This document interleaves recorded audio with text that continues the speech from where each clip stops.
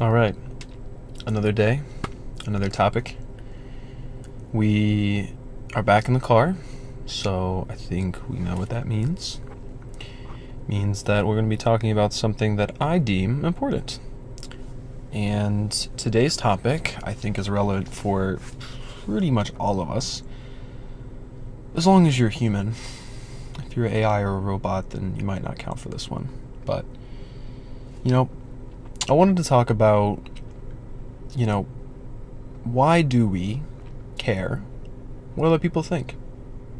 Is it okay to care what other people think? Is it, should we shut ourselves off completely and just only care what we think and what we want to do?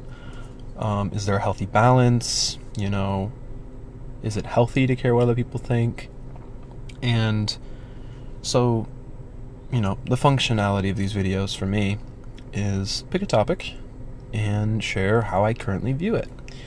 Whether it aligns with what you think or not, don't know, probably not. Don't know if we think the exact same, which is good. I like different perspectives, so I always appreciate other people's opinions. I think I'm trying to grow in, and I have grown in being able to listen to someone who has a completely different outlook on life than I do. And just being curious, not being offended by the fact that they think differently than me, not being offended by the fact that they don't agree with things that may be important to me, but rather just relaxing and having a nice talk and not having any objective in mind of convincing another person. I was talking with my cousin recently, and he said that there was a guy that he looks up to, don't remember his name, but he said something along the lines of people believe what they want to believe, not necessarily what they believe to be true.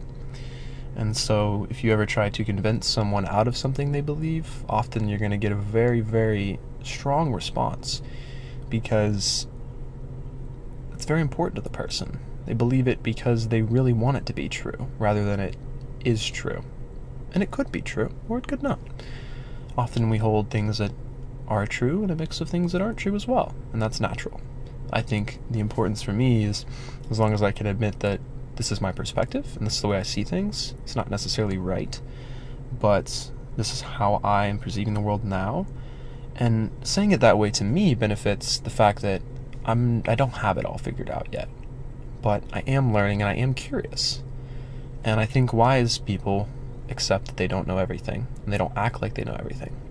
So I'm not trying to come across as wise or as if I know everything. I'm just sharing what my curiosity has sparked inside of me. So that's the idea. It's the general consensus of these videos. That's kind of where I'm going with this. Is I just enjoy these conversations. I have them a lot with my friends, and I want to share them with you. So, boom.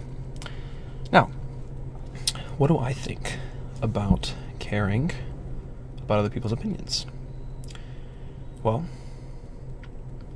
I most of my life have cared.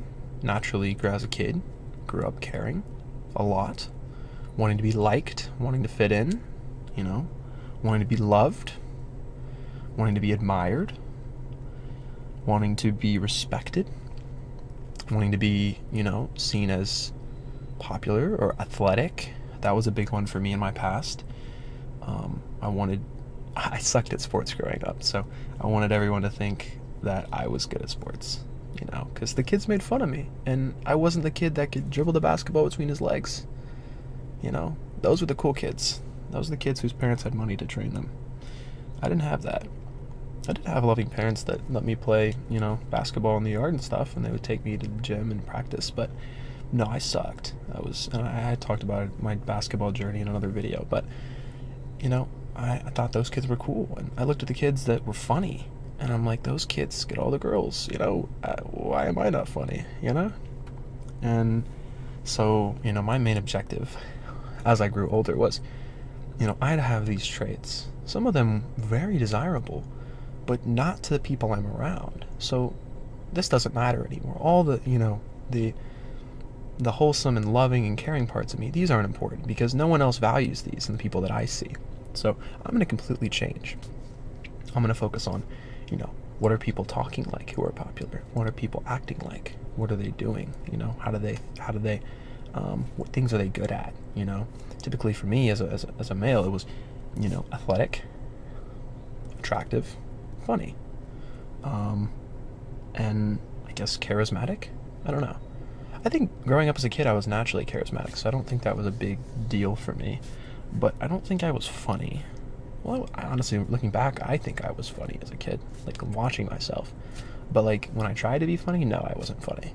I think now, like I have my spells. Like I can. It depends on the mood. If I'm in a humorous mood, then I can be funny. Otherwise, I don't. It's not a huge deal to me anymore. But it was at one point. I really, really, really wanted to be perceived this way. I wanted other people to view me as the image that I had of this is who they'll like. This is what they'll love. This is who they'll respect and admire and compliment. And, the way I perceive those other kids, that's how I wanted people to see me. I wanted people to look up to me in the same way, or to respect or admire me in the same way. And so it became a very central focus of mine to, adapt and change, because I didn't feel like I fit in. I didn't feel like, even though, like, me now, I can see that me as a kid had so many amazing traits, but that's not, like I said, what other people desired. And so that was the challenge, young Moon Pie just, he just didn't see the worth in himself. He felt very insecure, and kids made him feel insecure because he wasn't, the best at basketball. He wasn't the funniest, or he wasn't the, he didn't dress, the nicest. My parents dressed me. And then I was in middle school and I wore it all neon. And so, eventually you start getting clowned for that. And that's okay. We all gotta go through those phases, guys. But then you go to high school, and high school is like the peak of this. This is where, like, your image is everything. So if you're watching me and you're in high school, I have good news for you. After high school, no one cares. We don't care, I love, like, that people have, when you get out of high school, I think people start to diversify their interests, and people start to understand, oh, wow, like, I can do things I love. Like, I don't have to do what everyone else is doing. Like, these things that people told me were weird, they're not weird, and there's actually people out there that like the same things that I do. And, it all stems from, how we're shaped. We're shaped by our environments. We're shaped by the videos we watch. We're shaped by who we listen to. We're shaped by what we choose to believe in, who we choose to believe in, what we choose to determine as true and accept as truth in our life can be very, very changing for the mind and how we see and perceive the world, our experiences and everything. We're very malleable, adaptable, you could say, but I think malleable is more effective in this context because it kind of shows how easy it is for us to be externally impacted and changed and controlled. That's important to accept. Like every video you watch, every interaction you have impacts you in some way. It could be a micro level, but it impacts you in some way. And this is my experience. I can see it. I can see, I start to think like the people I'm around. I start to act like the people I'm around. I start to change my perception and the values that I have and the way that I want to carry myself when I'm, watching, and I don't watch brain rot, but you watch brain rot content versus you're watching something like inspirational, right? You're going to feel inspired. You're going to feel like you want to go out there and do something. If you're watching brain rot, you're just going to, like, literally, your brain's going to rot. Exactly. That's what it's for. So, if you're walking around saying skibbity toilet all the time, no one's going to take you seriously. So your impact is going to be level 0. So it's just not peak. But anyways, what am I trying to say? Well, a phrase I like to use is, either you can shape your environment or your environment will shape you. So either you can be the one to shape others or others will shape you. And, let's go back to the question at hand. I don't want to get too off topic. There's many things that I could, discuss related to this, but does it matter what do people think? In some ways, yes. And I think it's normal, it's healthy, it's ingrained in our sociability, or our sociability is not the right word. The fact that we're social creatures. Humans are social creatures. We need connection. We need social, and when we are, outcasts or, we don't fit in, it hits something deep inside of us.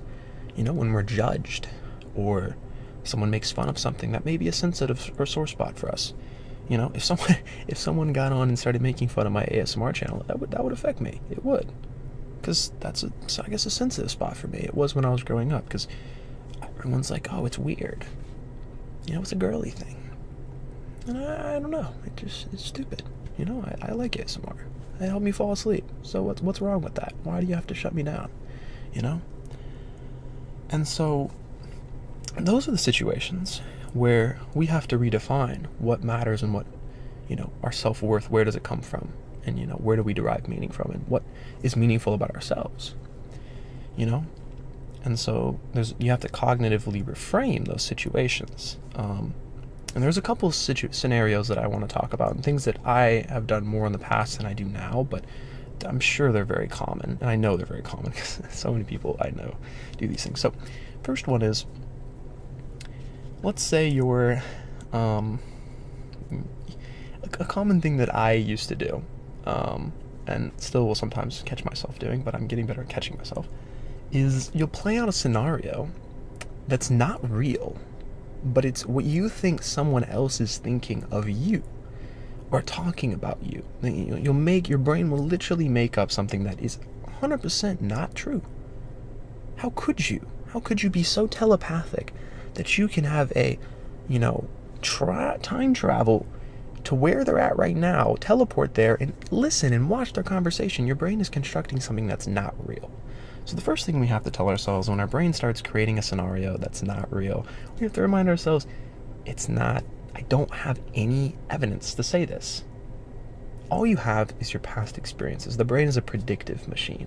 So the brain will predict, what do I think is going to happen based off what happened to me in the past? So let's say in the past someone, laughed at you for something that was sensitive to you. So you assume, you told somebody about that and they didn't respond very much. And then they go off and they talk to someone else. And you assume, oh, they're going to go talk badly about me. Or you're walking around and you hear someone laugh and you assume they're laughing at you. Maybe because people have laughed at you in the past. Just a simple example. But translating things that are unrelated to you and your situation and assuming that you are the focus of something and that, your mind's construction without you intervening will be automatically true, and it'll start to impact you internally because you think someone else is perceiving you some way that they're absolutely not. Now, they could be, in a slight chance your mind prediction could be absolutely correct, and sometimes they are, somewhat close to what's actually going on. But does it benefit you to replay that and stuff? It doesn't. So what I try to do with myself is, okay, I'm doing it again. I'm, replaying, I'm constructing something in my mind. You notice it. You notice you're doing it. This isn't real. And then you remind yourself, I have no evidence to say this. And 3, what they're thinking is none of my business. It doesn't have to be my business, and it's not. They can think about whatever they want to think about. And if it's related to me, that's it. It's whatever. It's none of my business. I'm going to go about my day. I'm not going to let other people, stomp on my good time. I'm still going to enjoy my life and smile, and no one's going to take that away from me. No one's going to take your joy away if you don't let them. If you allow people to take your joy away, and we're not mindful, and we're not recognizing the thought patterns, we're not recognizing the habits in our minds that are creating these problems, then it's very hard to escape. But there are people who it matters to us a lot what they think. Family, close friends, colleagues. And if someone, and someone matters to you a lot, and you care what they think, what do? It's always a choice. It's always in your control whether or not you allow their opinion to impact you. And it's not an immediate choice. The emotion will be there, but if you change the thought pattern, the emotion will catch up to the thought pattern. So let's say, you used to care, but if you choose not to, you don't have to. But that's not always healthy, because if we numb ourselves, then you won't be able to experience the reverse. So by opening yourself up to the possibility of caring, and the upside is if you care and they do, then it can bring a lot of comfort and love and healing and other feelings of well-being to you. But you also open yourself up to the possibility of being hurt. And that's always the challenge. But the first thing is we have to remember that we are in control of it, We choose what to care about and what to, make important through repeated decisions and repeated thought patterns and repeated behaviors to care about said thing. And so to break the habit, it's hard. So you have to slowly do new actions, new thoughts, new, patterns. And slowly you can break out of it. So if you're stuck in a situation, my problem solving 101 is, okay, I'm caring a lot about what other people are thinking about me. It's a very big deal. And it's impacting me negatively. And I don't want to be controlled by other people's opinions. I want to be free to, experience my joy and do the things I love without fear that I'm going to be judged. And it's hindering my ability to be authentic. It's hindering my ability to be myself. It's hindering my ability to, experience joy and to, enjoy my hobbies like I want to. I'm so worried. I'm so self-conscious about what people are thinking. Absolutely normal. Absolutely ingrained in our psychology. It will be. But you can choose to make yourself the source, along with the people that you truly, truly trust and care about. Those can be your sources of worth, I think one thing that can really help us is asking people that we know and we're close to, what do you see in me? Like, what are the strengths you see? Like, how do you perceive me? I think getting other people's opinions on how they perceive us is a really, really, really powerful thing, and it has been for me. Because often you think people think of you in a certain way, but it's so not true. And you'd be so surprised. I grew up going to this camp, and at the end of the week, we'd have something called the Ring of Honor, and then the Mingle of Honor. So in the Ring of Honor, all the guys and all the girls would separate, and you have a ring, and you call someone up, and you encourage them, and you tell them how you feel, how they've impacted you. A moment, you share a moment maybe, or a couple moments where, something they did was really, really, really valuable, You tell them how you perceive them, and it helps us to see that, other people have a completely different image of us than we do. The way I see myself is going to be different than how my parents or my friends see me. I'm with me every single day, so I know everything that's happened to me, but no one else does. No one else knows exactly what my life is like. No one else knows exactly what I do on a day-to-day basis. They don't know how I think. They don't know, what's going on in my life on a very extremely detailed level as much as I do. So who I see myself as, based off the experiences I've had, and, whatever else shapes, I don't want to list it right now, is going to be totally different than the next person. And some of the things that I see in myself, we're naturally our worst critics. So I'm going to be very critical of myself, and I'm going to see myself way, way lower.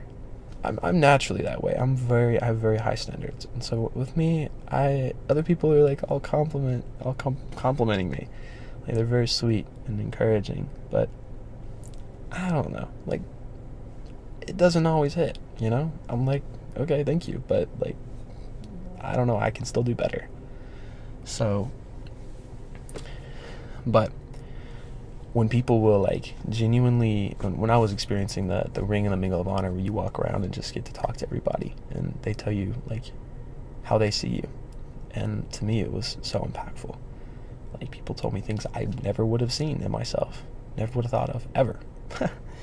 And I'm forever grateful for it. So anyways, in summary, why do we care? We care because it's natural to care. We care because it's important for us to be connected and to have people that we trust and to be loved and valued and accepted and to feel like we belong to something and to be a part of something. And it hurts when we're not. We don't receive that. And so we just have to choose where it comes from. Where does our self-worth come from? And you answer that question for yourself. I don't even want to tell you where you should get your self-worth from. I think you should decide. I think us having the autonomy to and the autonomy is the best word, but the ability and the confidence that we can be the ones to tackle and overcome a problem and come up with a solution rather than relying on other people to do it for us is a very empowering thing. And it can really help your self-confidence, the way you see yourself. It can make you less needy, less... and it's not the goal to be completely self-sufficient. I tend to be more on the extreme of like I like to do things by myself. I don't often ask people for help, but it's a good thing to do. But I am absolutely connected, and I do stay connected, and I have great friendships, and those are absolutely necessary for us. And so find people you can trust. Find people who see you for who you are and can remind you of who you are when you need it most. That is one of the most important things. Find people who, when you're going through it and you see yourself in a certain light and you're afraid and you're scared of how people are viewing you, and maybe, you're in the school and, there's a bad rumor going around about you, or at work and people are talking behind your back and everyone, thinks all these things of you. Just have one person who can remind you, who am I? Who am I? It could be you. I'd encourage you right now to go ahead and write down how you see yourself. And over time, check in and watch how that perception changes. Watch how you view yourself changes. And write down your victories. All your victories. Every time you have a victory, write it below. And watch as you read back through those victories and you see what you've overcome. And you remind yourself, all of the things that you have overcome. I know you've overcome a lot in your life.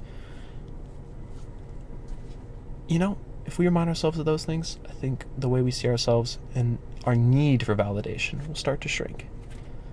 If you can have one, you just need one. You don't need a ton of people to tell you how you think. How you think. You don't need a ton of people to tell you who you are and to decide who you are and, who they think you are. You decide. And you get people close to you who can remind you. Because we need people. It's not all about you. But you are important. So, anyways, we're closing. Love you guys. Helpful, hopefully. I wish you luck on your journey. And I hope that you can find peace. And continue to find your worth in other things rather than other people's opinions. But don't get down on yourself when you have a hard time letting go. Just do your best. It's okay.